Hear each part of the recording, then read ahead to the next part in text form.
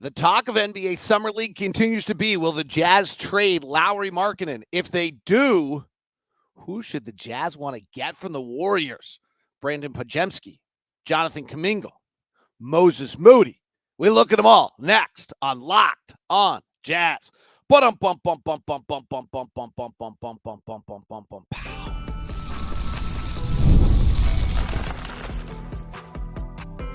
You are Locked On Jazz, your daily podcast on the Utah Jazz. Part of the Locked On Podcast Network, your team every day. Hi there, I'm David Locke, radio voice of the Utah Jazz, Jazz NBA insider. This is Locked On Jazz. On today's edition of Locked On Jazz, the number one talk is, will the Jazz trade Lauri Markkanen?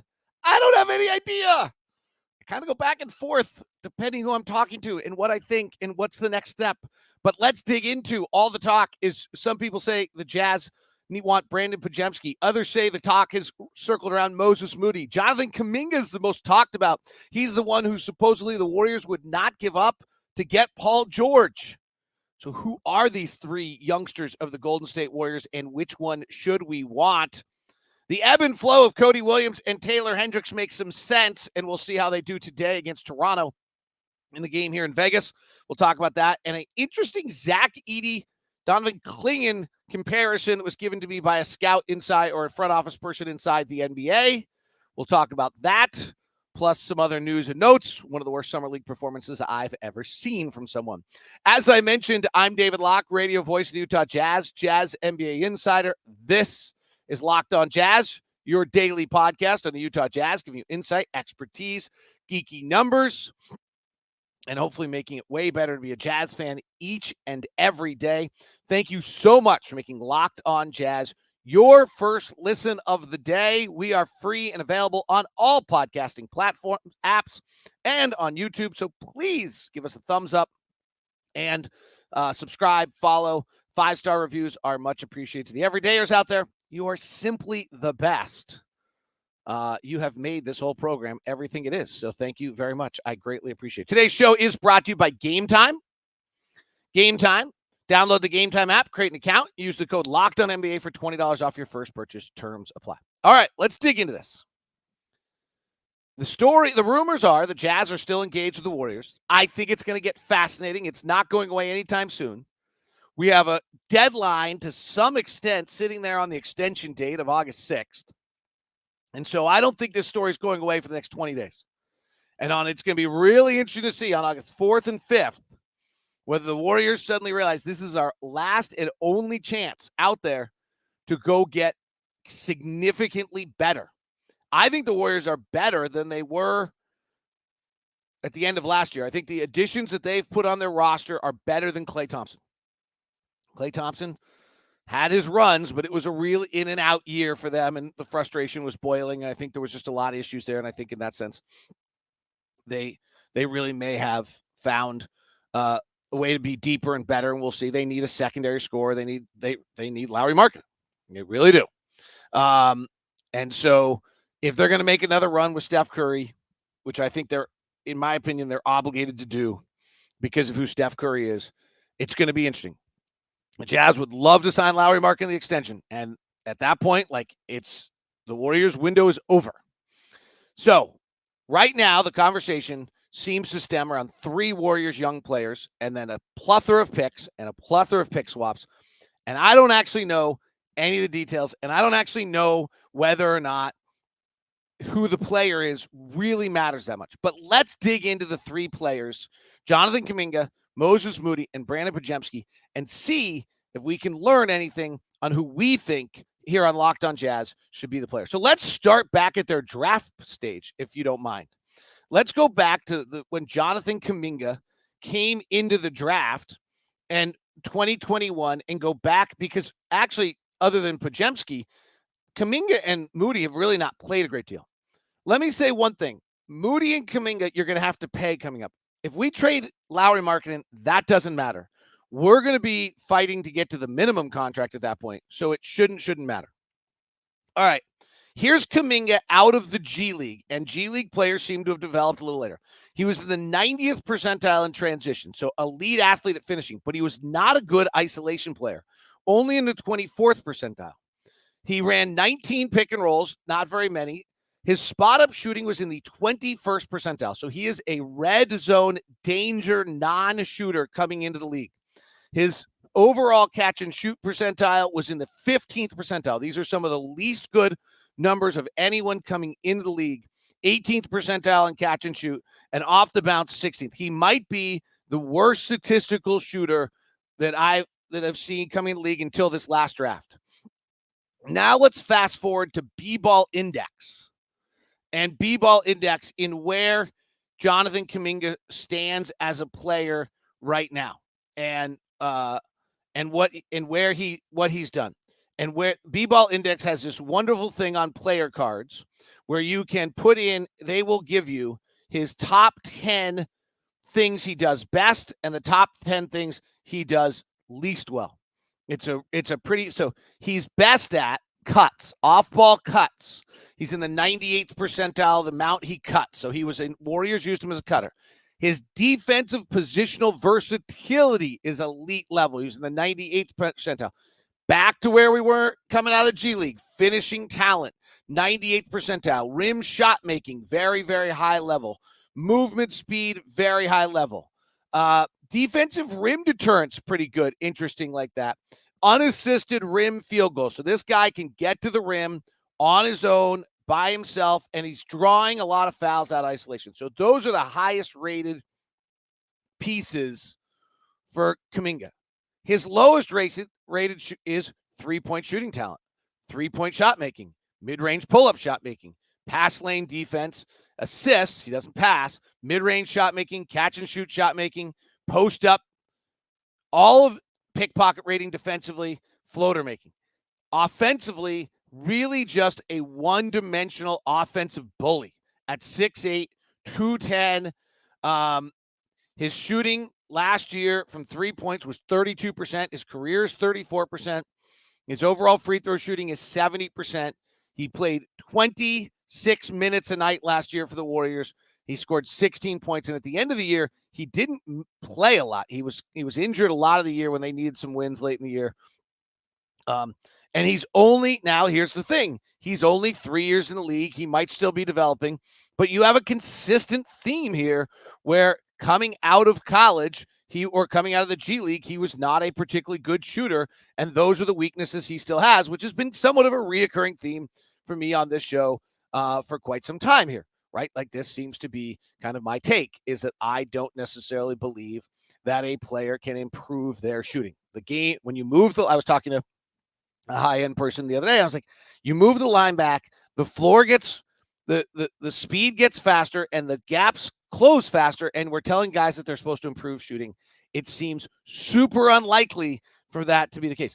It's stunning to me with what we just discussed. Remember, the Boston Celtics had 8 guys who averaged 3 threes or more a game. They just won the title. Everyone can talk about mid-range shooting and 3-point, and whether we're 2 depend on 3, all this. The fact of the matter is the Boston Celtics just won the title by being able to have 8 guys on the roster who took 3 threes a game or more. I really think you certainly can never have more than 2 guys on the floor that can't shoot more than 1 guy that can't shoot the 3. But there's a more and more level that you need to have. Like every guy in your team has got to be able to take high volume 2 or 3 or 4 threes a game. I don't know, what that means for a Zach Edey or Donovan Clingan or a Walker Kessler or those kind of players. They have to have a role still in our league, but in the case of Boston, they didn't have that player. Their centers were Kristaps Porzingis and Al Horford, and they shot the 3. So Dallas has Lively and Gafford who don't shoot the 3. We'll see over time. I still think I'm kind of a fan of the Lively Gafford. Still think that matters. As I said the other day, I'm on Team Kessler. Like he's the second best rim defender in the NBA. You need it. All right, so that's Jonathan Kuminga, and I'll be perfectly honest. The shooting thing makes me lukewarm. It's stunning to me, if that's true, that the Warriors bypassed Paul George because they wouldn't keep Jonathan Kuminga. To me, that's like, whoa, that's a big stretch, at least in my personal kind of view of player evaluation and where they are. Kuminga is a player that, though, in fairness, Kuminga's a player that I probably would have, if I was in a front office, God forbid anyone ever had to deal with that, that I would have had off my draft board. I wouldn't have been willing to draft because of his lack of shooting. So understand that that's kind of where I the same way I was this year. This next year's draft that just came out will be a real test for me on how Ron Holland and Bazelis and Stephen Castle and these guys who they're non-shooters and I don't believe it. See what they come. You guys can decide whether you believe anything I ever tell you again. All right, so that's Jonathan Kuminga. What about Moses Moody? I know a lot of people who think Moses Moody should have played a lot more in Golden State, who believe in Moses Moody, and think Moses Moody is the actually untapped talent. Is that true? We check it next as we continue. We're just getting started on today's edition of Locked on Jazz.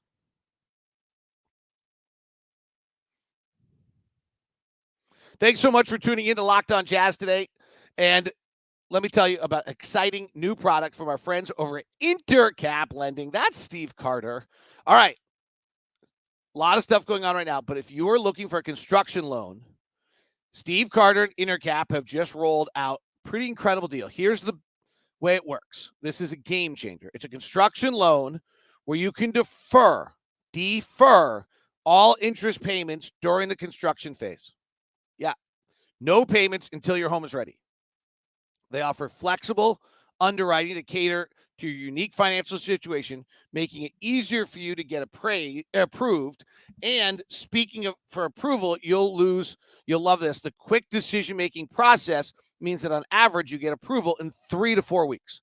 Pretty unheard of in the industry, frankly. All right, so they offer loans up to about $3 million or $3 million, not about, giving you the flexibility to build the home of your dreams without the financial constraints. So if you're ready to turn your dream home into reality, check out Intercap Lending's new construction loan program. Give Steve Carter a call, 385-800-8528, or email me directly at dlock09@gmail.com. That's dlock09@gmail.com, and I'll get you connected from there. Intercap Lending.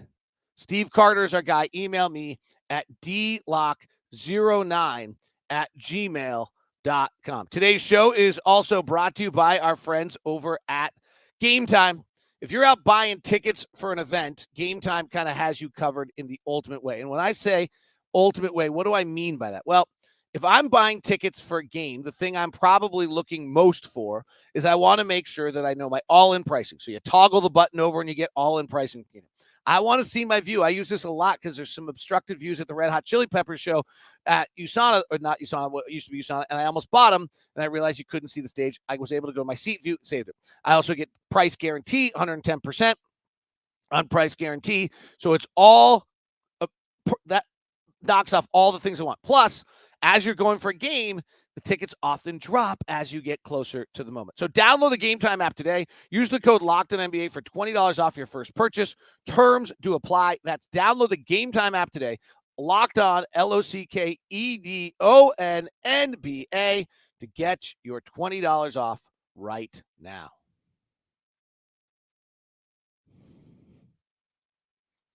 Thanks so much for making Locked On Jazz your first listen of the day. If you're looking for your second listen, Locked On NBA will be here all season long, 30 minutes every single day, reacting to all the news and notes of the NBA. Boy, there's stuff going on I don't understand. Well, first of all, I ended up having dinner last night with John Crotty, former Jazz man. It was pretty cool. We were rookies the same year in Salt Lake in 1992. He was a rookie from Virginia, having 1 year in the minors, and I was a rookie broadcaster. So we've known each other for 30 plus years. So John Crotty, had dinner with Crotty last night. Lawrence Frank was across the way, and I really wanted to go talk to Lawrence Frank about what the heck's going on with Kawhi Leonard. That is the weirdest story I have heard yet. So NBA, the USA Basketball basically sends Kawhi home, says the Clippers and Kawhi made this in USA Basketball, collaborate on the decision. They kind of just leave it. And then Lawrence Frank comes out and says, actually, the Clippers had nothing to do with it. USA Basketball just sent him home, which basically means that USA Basketball just kicked Kawhi Leonard off the team, which maybe with Kevin Durant's calf strain not being able to play and Joel Embiid's knee, USA Basketball did kick him off the team because they're panicked about whether they're actually going to have enough players. But it was super weird to me. Like, it was originally a collaboration, and you wondered whether Kawhi just didn't want to play, whether some people said maybe he wasn't starting. maybe the Clippers are trying to trade him. And then Lawrence Frank comes out with this comment that basically says they just kicked him off the team. I thought it was the strangest thing.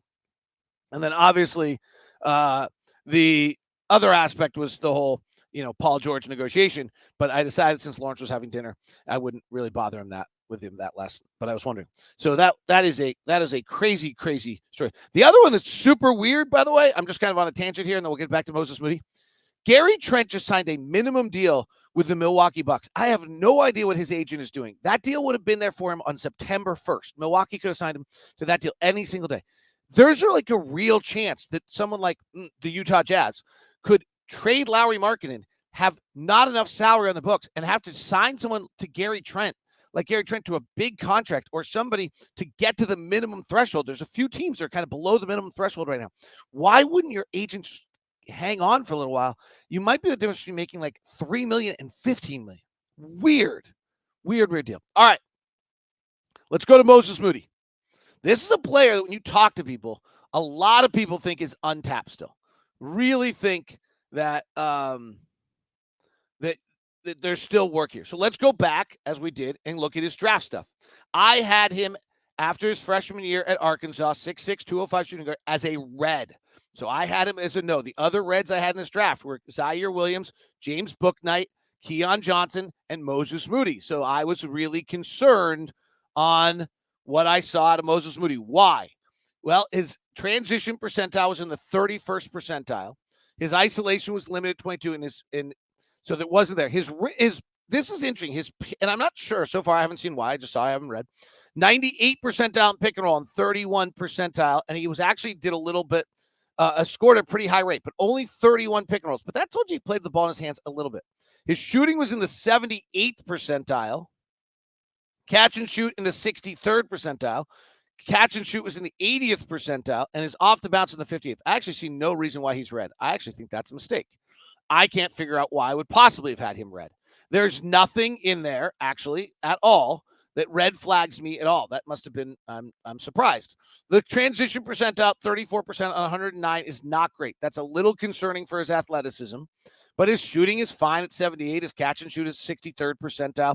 Catch and shoot unguarded, 80th percentile. His off the bounce at 58 on 62. Like, it seems like a pretty well-rounded 14th pick of the NBA draft. That actually seems completely reasonable for him to be that pick and makes sense. So let's see where he ranks now after last year based on B-ball index and what his 10 best skills are and his 10 least good skills. So his best skill is defensive positional versatility. Okay, that's pretty interesting in Moses Moody. He's 21 years old. His body is still pretty darn good. He's Moody, by the way, if you want his official, I'm going to go Basketball Reference, which is not always official. But if you want his official measurements,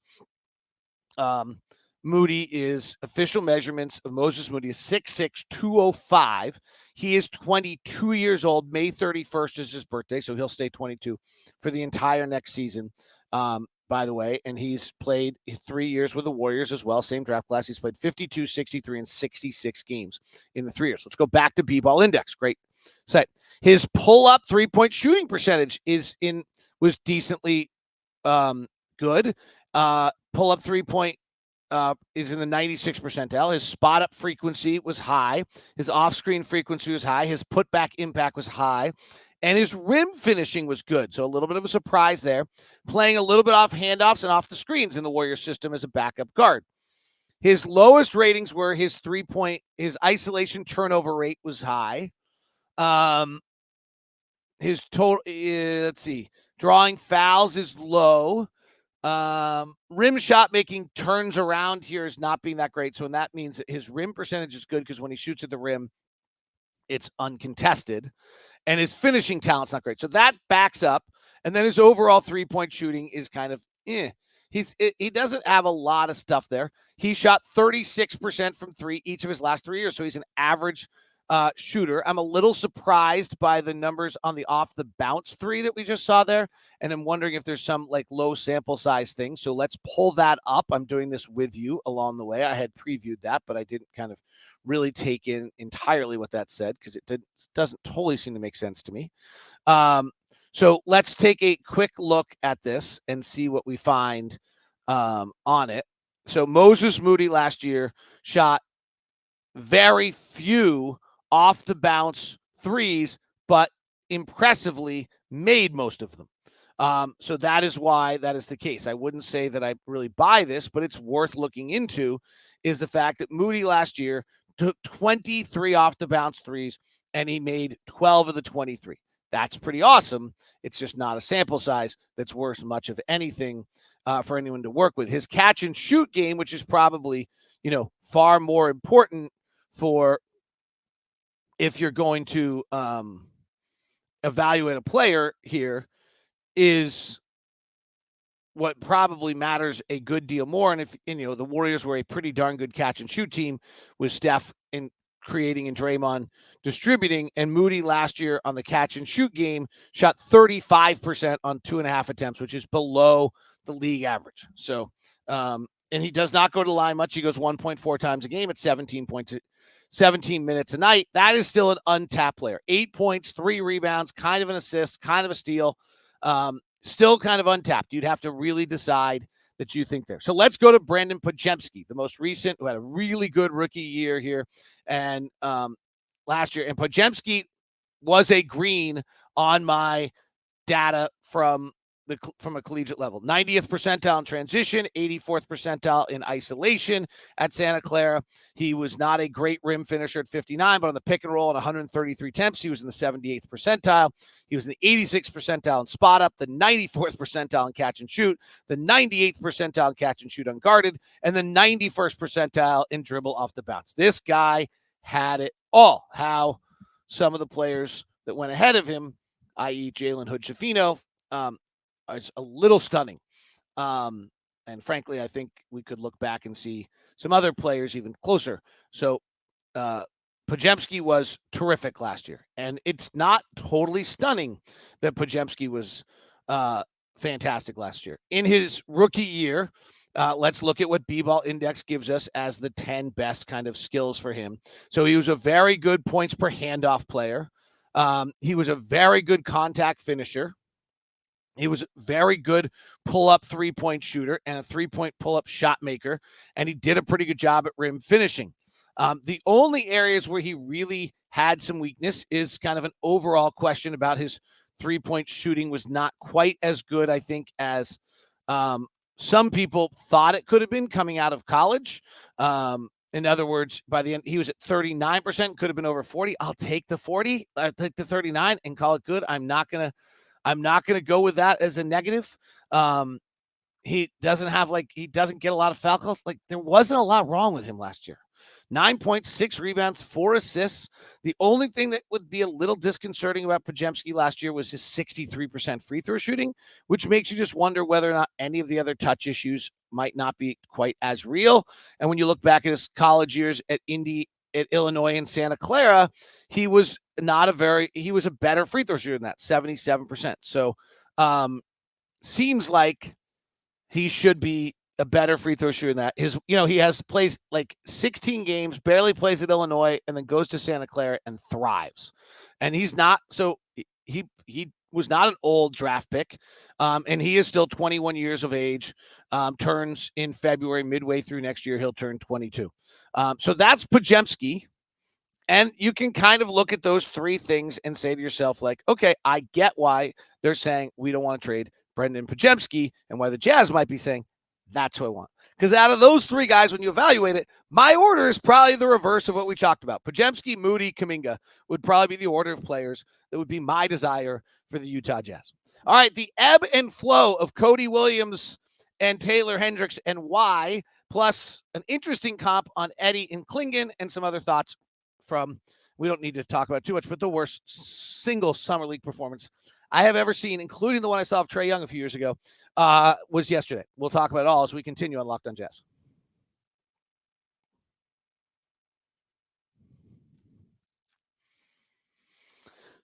Thank you very much for making Locked On Jazz your first listen of the day. Everydayers, you're the best. Thank you so much for everydayers have said hi to me here. I love it. Appreciate it. Thank you. Makes me super. It's just fun to feel the community and touch it and all that kind of stuff. So please do again today if you have the opportunity, if you're at the game.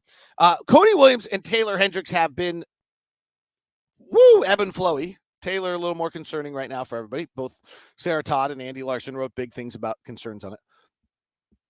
Neither Cody Williams or Taylor Hendricks play with the ball in their hands. Neither of them can really create their own shots.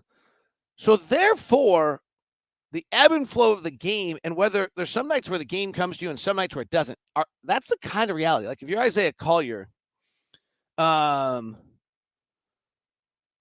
you just have the ball in your hands the whole time. If you're Keontae, you have the ball in your hands the whole time. If you're actually even Filipowski, we kind of run the stuff through you a little bit.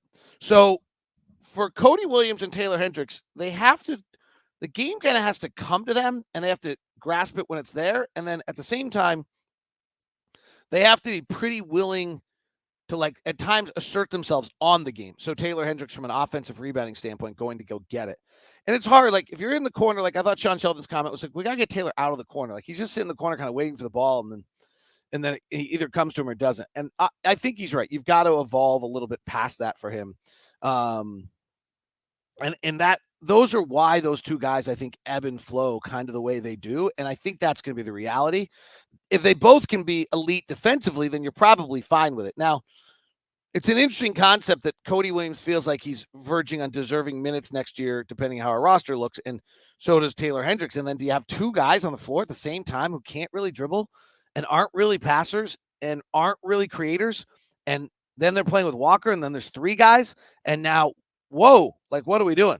So there are some real mixed fits here between all these guys that I think is going to get really interesting and hard for Will Hardy before we get to the end of this next year.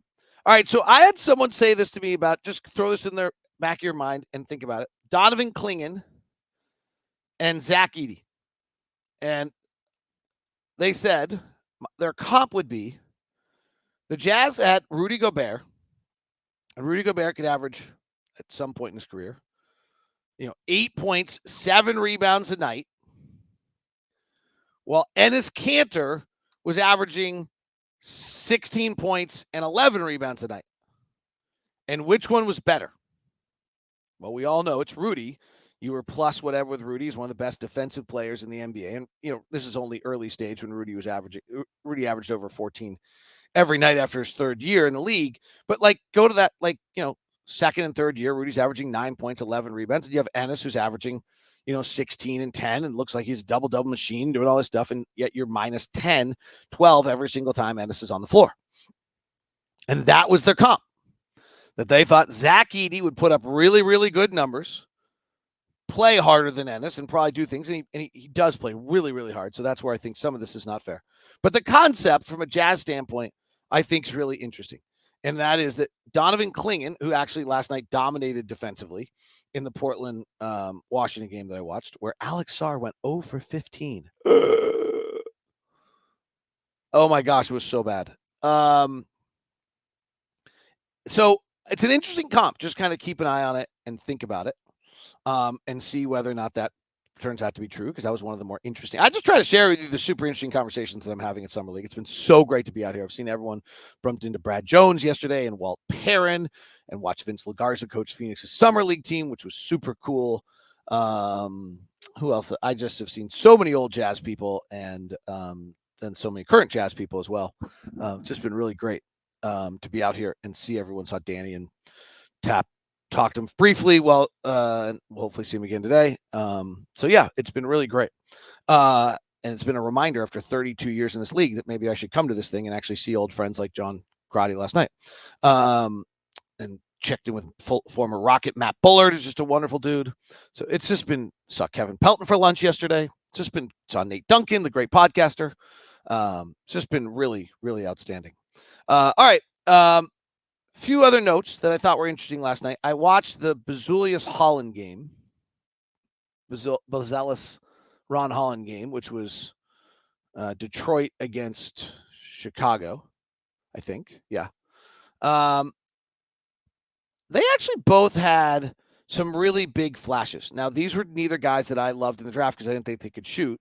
Ron Holland went 7 of 20 and 1 of 4 from 3. He's really good in the open floor. His 2 of 6 from the free throw line was not ideal. He did have 9 rebounds, 5 of them offensive. He just moves really beautifully. nice player. Looks exactly, I'm going to hold to it, looks like Harrison Barnes. He showed some real signs. Buzelis was dominant to open the game. Buzelis came out in the first quarter, was just like overpowering people, played with a zest and a joy, and was really, wildly impressive in the first quarter of the game. He was 4 of 5 from the field. Everything was close. And then for the rest of the night, he goes 2 of 13, 1 of 6 from 3, no assists. He did not pass it and had 3 rebounds for the whole night. And that was a little less impressive.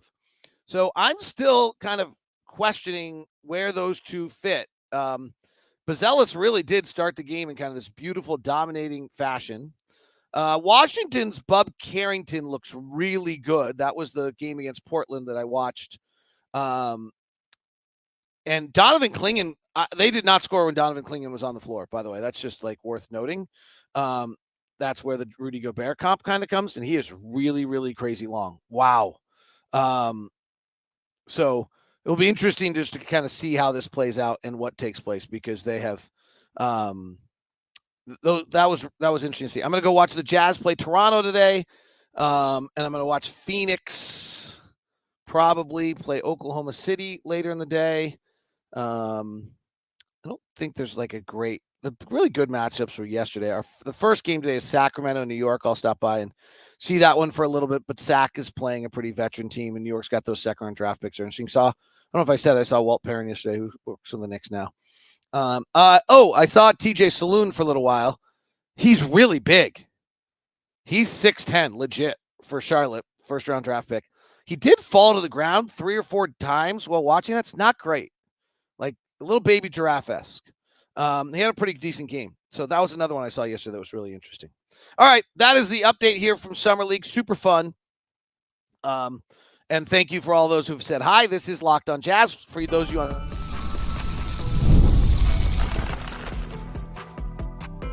You are Locked on Jazz, your daily podcast on the Utah Jazz.